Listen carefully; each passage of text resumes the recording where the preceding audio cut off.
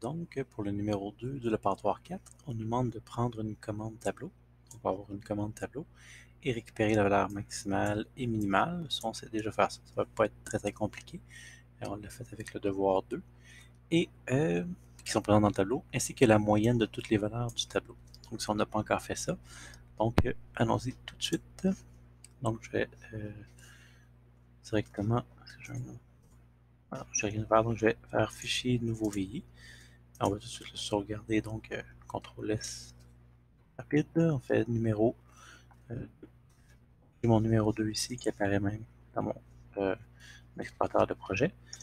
Fait CTRL T pour les mettre côte à côte. Donc on doit prendre une commande tableau. Donc je vais me faire tout de suite donc un tableau. Je vais glisser donc une commande numérique ici. Et là on ne nous spécifie pas si c'est des valeurs entières ou pas. Donc je vais laisser les valeurs flottantes doubles. Et je vais étirer ça. On va rentrer quelques valeurs. 12.5, 22 et on va faire 99.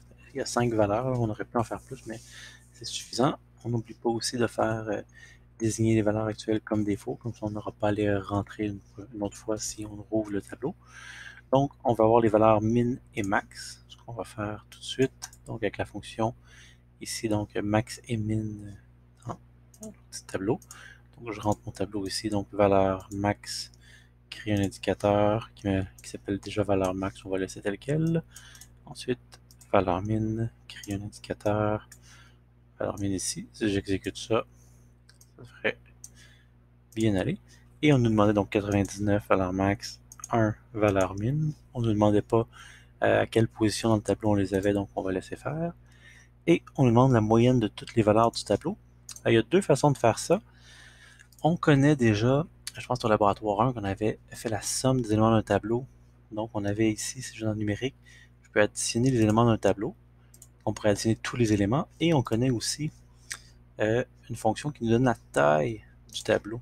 Fait qu'en fin de compte, si je fais la somme de tous les éléments du tableau, puis que je divise par le nombre d'éléments du tableau 5, ben c'est la moyenne.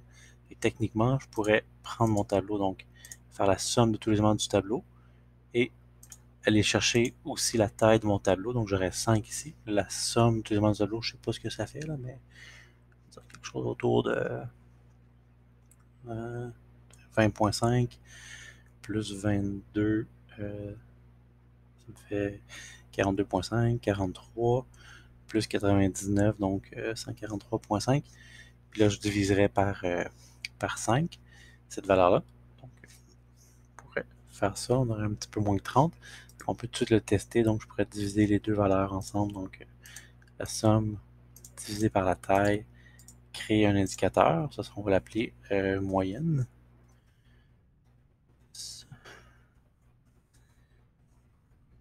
Donc, c'est une façon d'avoir la moyenne. Donc, c'est un petit peu moins que 30, donc 28.5. Ou j'aurais pu également, l'API a déjà une fonction pour calculer la moyenne, puis il ne le fait pas avec ces fonctions-là. J'aurais pu aller chercher donc dans mathématiques, probabilité statistique, moyenne, juste ici. Donc, mathématiques, probabilité statistique, moyenne. Ou avec le placement rapide aussi, là, contrôle espace, j'avais tapé moyenne. Si j'aurais pu tomber là-dessus. Là, il faut faire attention, là, il y a deux moyennes, il faut vraiment prendre. Faut pas prendre le PPP, il faut prendre moyenne tout court. Et ça me donne ça. Si vous prenez moyenne PPP avec le placement rapide, c'est une moyenne point par point. Je vais vous montrer là. Ça, il ne faut pas faire erreur. On ne nous demande pas un tableau en entrée. Si je mets l'aide contextuelle, là, c'est pas un tableau en entrée. Ça sert si on est dans une book for et en temps réel, on veut calculer la moyenne d'une valeur. Fait qu'on peut donc dire, OK, initialiser, il faut envoyer un vrai. Et là, il se met à faire la moyenne de toutes les valeurs. Fait qu'à chaque itération, à chaque fois qu'on appelle la fonction, il va se souvenir des valeurs précédentes. Il va nous calculer donc une moyenne. Puis on peut même lui dire la longueur d'échantillon à l'avance. Mais donc, il ne faut pas prendre moyenne PPP, il faut prendre le moyenne normal. Donc, je vais effacer ça. Et donc, j'envoie mon tableau ici. Une autre façon de calculer la moyenne, créer indicateur. Donc, j'ai une autre moyenne ici. Comme ça, si je l'exécute. Donc, on voit que c'est la même chose, donc ça fonctionne. Donc, deux façons de calculer la moyenne avec la fonction qui calcule la moyenne directement. Et sinon, en faisant la somme des éléments du tableau, puis on divise par la taille du tableau. Puis donc, on voit ici, si on peut même l'ouvrir, la fonction LabView. Ça, c'est la fonction LabView ici. Donc, qui fait la fonction moyenne. Puis là, on voit ici, ça, c'est un appel à une fonction DLL. C'est une, je pense, Dynamic Link Library. Donc, on a une librairie avec un paquet de fonctions, puis on appelle la fonction moyenne. Ça s'appelle, oui, mean_head. Fait que c'est une autre fonction, on peut l'ouvrir ici si vous voulez. Là. Fait que donc, on appelle une fonction en C, en langage C, et qui nous permet donc de calculer la moyenne, puis on voit un peu que les paramètres qu'on doit envoyer, puis qu'on finit par recevoir. Donc, en retour, on va aller ajuster les paramètres. Là. Ça, on va pas voir ça tout de suite dans le cours.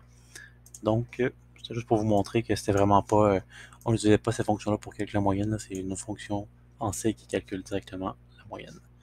Donc, c'est tout pour le numéro 2.